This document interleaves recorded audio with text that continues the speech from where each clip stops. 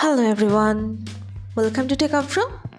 Today in this video, I'm gonna show you how to leave your Facebook profile unlocked. Before starting the video, please subscribe to Techavro. So, let's get started. For this, you have to open your Facebook.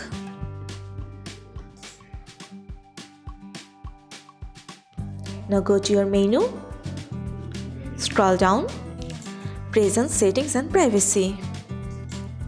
Now go to Settings. Now scroll down.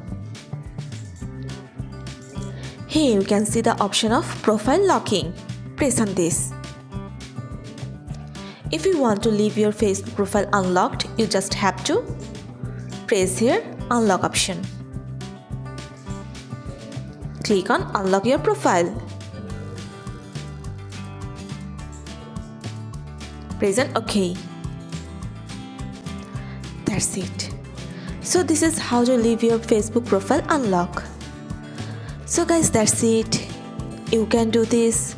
I think this video is very helpful to you. If it was, then give a thumbs up and hit the subscribe button. And thanks for watching.